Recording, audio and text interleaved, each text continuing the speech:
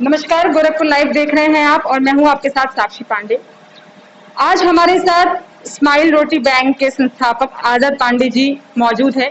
इनका नाम आप सभी पहले से जानते होंगे।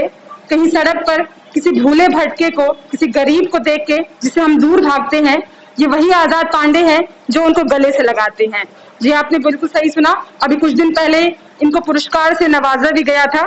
आए दिन जरूरतमंदों की ये मदद करते आए हैं और इसी मदद करने की संख्या में इन्होंने एक और कदम लिया है। बुधवार को इनके तरफ से एक ऐप लॉन्च किया गया है जिसका हेलो दादा ऐप नाम है।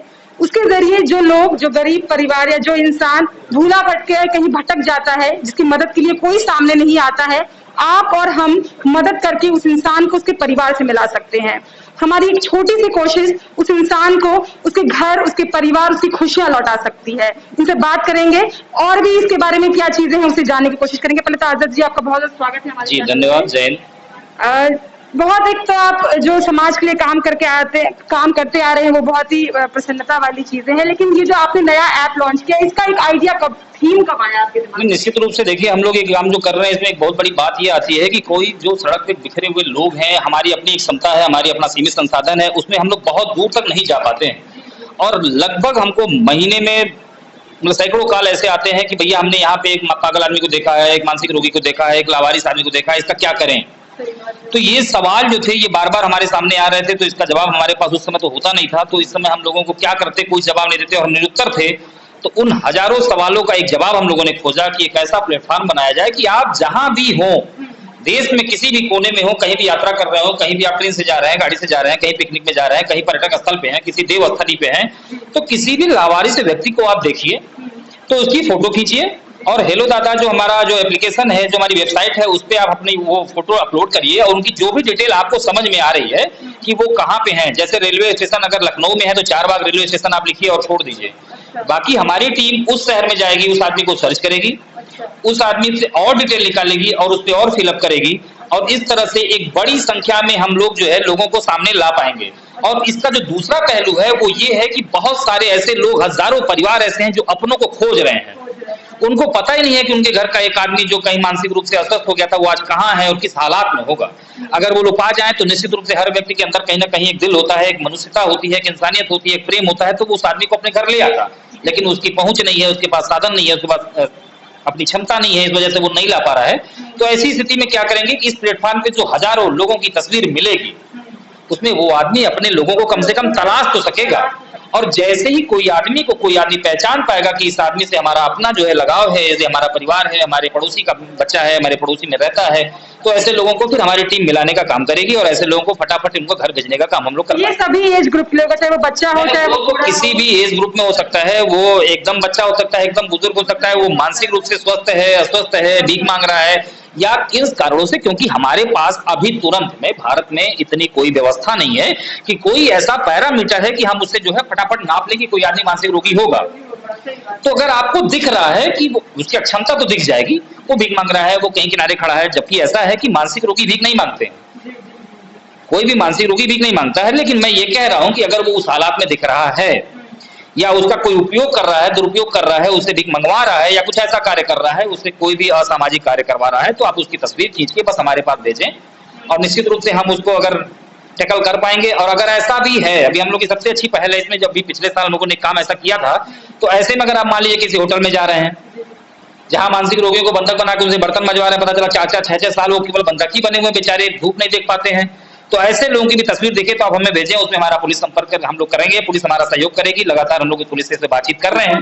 ये कितना बड़ा ये जो स्टेप है, ये इतना बड़ा है कि अगर किसी को, अक्सर बच्चों में हम देखते हैं कि छोटे बच्चों को या उनके पिता ने कभी उधार लिया हो तो उस घर से उस बच्चे को उठा के ले आते हैं, उसको बंदी बना के बहुत सालों तक लोग काम करवाते हैं। कई बार बच्चियों के साथ ये चीज देखी जाती है।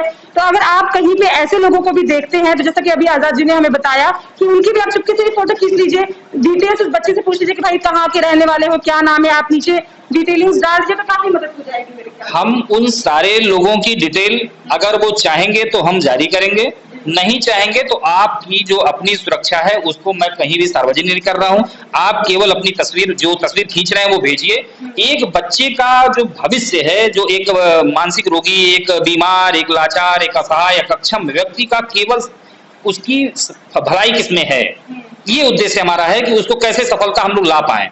हमको किसी तरह की ये नहीं कि हम किसी से क्या मतलब है, कौन आदमी दे रहा है फोटो, नहीं, आपकी पूरी गोपनीयता रखी जाएगी। जो भी व्यक्ति हमें तस्वीर भेजेगा उसका अगर वो चाहता है तो उसकी गोपनीयता को हम लोग सार्वजनिक करेंगे, अगर वो नहीं चाहता है तो उसकी गोपनीयता को हम लोगों ने वो पूरी तरह से गोपनीय हम लोग रखेंगे।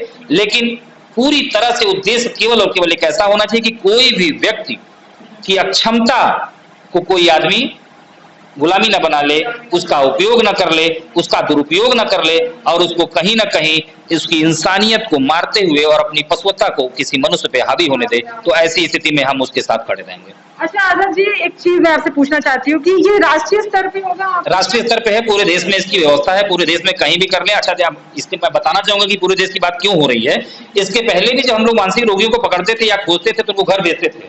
अच्छा। तो आखिर जब घर भेजते थे तो पूरे देश में ही हम लोगों ने बंगाल में भेजा, हम लोगों ने सिक्किम में भेजा, हम लोगों ने आंध्र प्रदेश में भेजा, मध्य प्रदेश में भेजा, बिहार में, कहाँ कहाँ नहीं भेजा।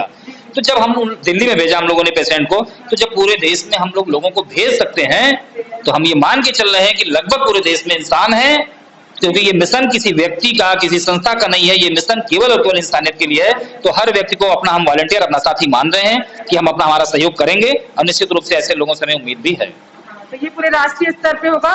सबसे ज्यादा केसेस, आप बहुत दिन से इस फील्ड में हैं, ऐसे केसेस अक्सर कहाँ के लोगों में ज्यादा देखते हैं, कहाँ से ज्यादा भूले भटके मिलते हैं? क्या आप इन चीजों की काउंसलिंग करते हैं? देखिए, निश्चित रूप से जो भीड़ की संख्या है कि मानसिक रोगी सबसे ज्यादा आते कहाँ से हैं। अब पूरे भारतवर्ष को छोड़ के आप नेपाल चलिए, हमारे साथ काठमांडू पहुंचिए। अच्छा। और आप समझिएगा कि काठमांडू में कोई भी भिखारी आपको नेपाली नहीं मिलेगा। अच्छा। कितना अचरज का विषय है कि नेपाल में नेपाली नहीं है, कोई नेपाली नहीं है। तो ये तो और ज्यादा चिंताजनक विषय है हमारे आपके लिए कि कोई मतलब एक दूसरे। सॉरी मैं आपको इंटरप्ट करके, ऐसा तो नहीं होता कि लोग यहाँ से नेपाल कई बार जाते हो, वहां से फिर लौट के आते हैं? नहीं, ऐसा नहीं है। देखिए, जो भिक्षावृत्ति है वो निश्चित रूप से एक सामाजिक कोड है और कहीं न कहीं एक बहुत बड़ा व्यवसाय है। ये बहुत बड़ा व्यवसाय है। तो इस व्यवसाय में कहीं न कहीं चंगुल में फंस जाते हैं। उसमें उनकी बेचारे की अक्षमता भी हो सकती है, उसमें उनका अपना जो है मानसिक संतुलन की भी अवस्था हो सकती है, उनकी मतलब बहुत सारी समस्याएं हैं जिसका फायदा उठा के कुछ लोग जो है उनको उस पैसे में ले जाते हैं। तो मैं काठमांडू जाइए, वहाँ जो भी भिखारी मिलेगा उससे पूछ लीजिए कि पता कहाँ है। हम लोग लगातार इस पे काम किया, हम लोगों ने बात की तो हम लोग को पता बताया कि भाई बिहार के रहने वाले हैं, हम पश्चिम बंगाल के रहने वाले हैं, झारखंड के रहने वाले। तो बड़ा कष्ट होता है कि भाई एक दूसरे देश में हम गए थे कि हम बताएंगे कि हम अपने देश में ये कर रहे हैं, और वहाँ देखते हैं कि एक बच्चा हमारे यहाँ से आके अधिक मांग रहा है। तो अपने काम पे भी हमको सवाल उठता है कि यार हम लोगों ने किया क्या। और हम इतने बड़े देश में, जो नेपाल जैसे देश को तो हम लोग रोज यहाँ पे पैदा कर रहे हैं, और उस स्थिति में हम लोग जो है वहाँ अपने यहाँ से हम लोग रोक नहीं पाते हैं। तो हमारे निश्चित रूप से हमारे अपने समाज की अकर्मणता है कि हम लोग अपने यहाँ के लोगों को रोक नहीं पाए और दूसरे देश से भीख मांगते हैं। तो ठीक उसी तरह से अपने देश से फिर मैं अपने देश के अंदर आता हूँ। तो आप यहाँ से उत्तराखंड जाइए और मनसा देवी और चंडी देवी की जब चढ़ाइयों के ऊपर चढ़िएगा तो वहां भी जो भी भिखारी मिलेगा वो कोई उत्तराखंड का नहीं है। अच्छा। वो सब बिहार, पश्चिम बंगाल और थोड़ा सा पार्ट झारखंड का जो इससे सटा हुआ है पश्चिम बंगाल और बिहार से, वो उस पार्ट के लोग जो है वो वहाँ पे बेगिंग का काम कर रहे हैं। अब कितना कष्ट होता है कि हम यहीं गोरखपुर से जा रहे हैं और वहां पूछ रहे हैं तो पता था कि हम पहले गोरखपुर में 2 साल भीख मांगे थे, अब यहाँ मांग रहे हैं। तो गोरखपुर एक ऐसा जगह है। अब कुछ बातें हैं जो मैं यहाँ नहीं कह पा रहा हूँ या शायद ना। आपको क्या लगता है कि क्या आंतरिक रीजन क्या हो सकते हैं कि इसी आबादियों में ये चीजें? देखिए, गोरखपुर एक ऐसी जगह है कि नेपाल से कैसे हैं जो हमें इसका आंसर दे सकते हैं? नहीं, देखिए, गोरखपुर मतलब कोई भी भिखारी आपको मिलेगा तो वो गोरखपुर जरूर आया होगा। मतलब हमसे जितने मिले वो गोरखपुर को बिना टच किया कोई भिखारी अभी तक मिला नहीं है पूरे देश में जहां भी मैं गया हूँ। अच्छा। अब आप समझिए कितने अचरज का विषय है कि बिहार, पश्चिम बंगाल में जब लोग चलते हैं, कोई भी चीजें जो विकास जो है ना, ये जो ऊंची चीजें हैं वो हमेशा पश्चिम दिशा की तरफ जाती हैं। जैसे गोरखपुर में आप बैठी हैं तो दवाई कराने कहाँ जाएंगे? लखनऊ, दिल्ली। तो जो लोग बिहार में बैठे हैं वो गोरखपुर आते हैं। अच्छा, गोरखपुर एक बड़ा मामला ये है कि यहाँ पे एक बड़ा व्यवसाय है मेडिकल का। तो लोग यहाँ इलाज कराने आए, अब इलाज कराने 2 बार 4 बार 6 बार आए, यहाँ छोड़ के चले गए। सबसे ज्यादा संख्या ऐसे ही मानसिक रोगियों की मिलती है कि उनके परिवार वाले उनको छोड़ के भाग जाते हैं।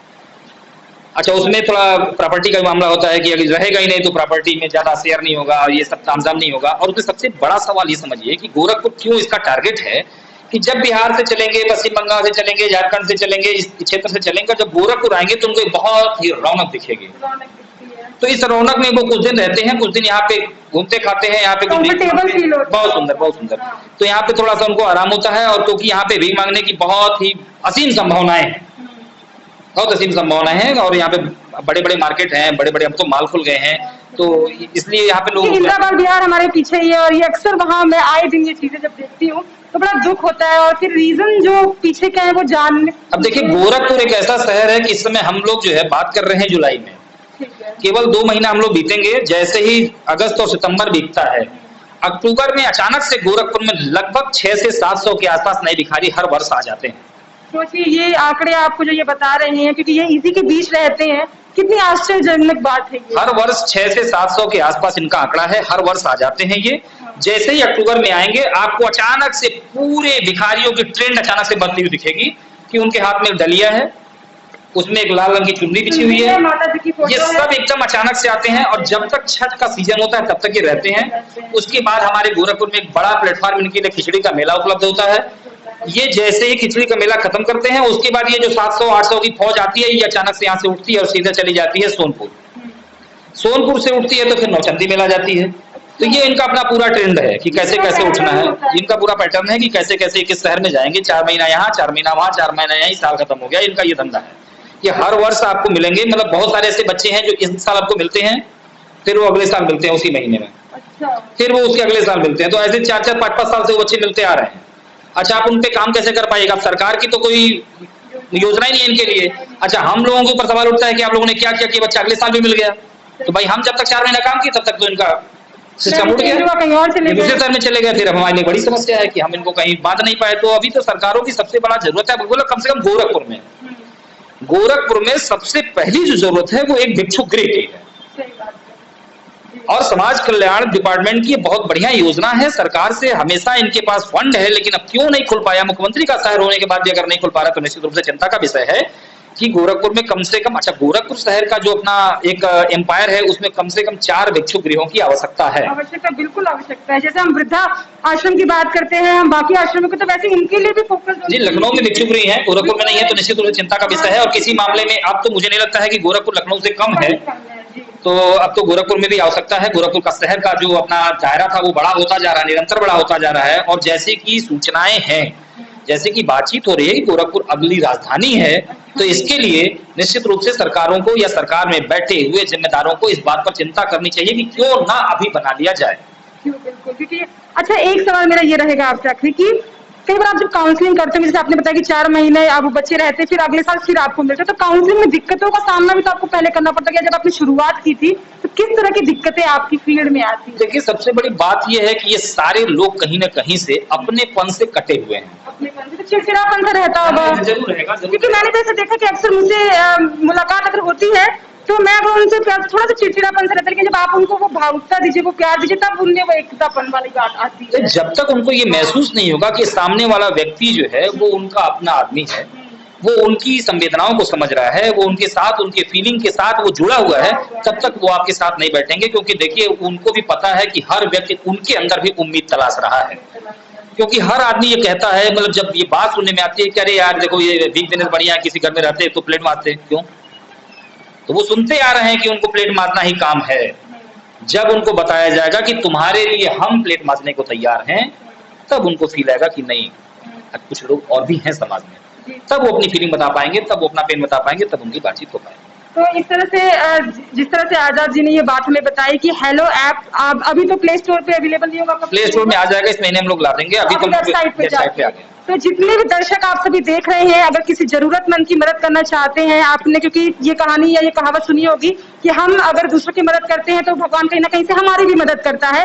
एक इंसान एक चना पूरा भार नहीं फोड़ सकता, ये एक बात भी आपने सुनी होगी। तो अगर हम सब इस मिशन में मिल जाए और कहीं किसी गरीब दुखिया या किसी जरूरतमंद को देखे जिससे हम दूर भागते हैं, अगर उसे हम अपनाने की कोशिश करें, और अगर ये ऐप जिसमें बहुत ज्यादा जिस तरह से अलग अलग ऐप्स हमारे फोन में इंस्टॉल रहते हैं, अगर एक छोटा सा ऐप हम इंस्टॉल करके अगर ऐसे लोगों को उनके घर तक और उनके परिवार तक पहुंचाते हैं, अगर खुशियां मौजूद कराते हैं, तो ये बहुत बड़ी एक हमारी योग्यता होगी, एक हमारी पहुंच होगी कि हम लोगों को ऐसा मिलवाएंगे। हमसे बात करने के लिए बहुत बहुत धन्यवाद। एक मैसेज जो आप देना चाहें इस ऐप को लेके कि लोग इंसान के काम आए, ये हमारा उद्देश्य है। और ये निश्चित रूप से जो अभी बात हुई कि एक चना अकेला भार नहीं फोड़ सकता है, तो हर चने की आवश्यकता है कि और हम लोग मिल के चने को सारे इकट्ठे हों और पूरे भाड़ को ही फोड़ दें। तो ऐसे अन्य खबरों के लिए देखते रहिए गोरखपुर लाइव। बहुत बहुत धन्यवाद।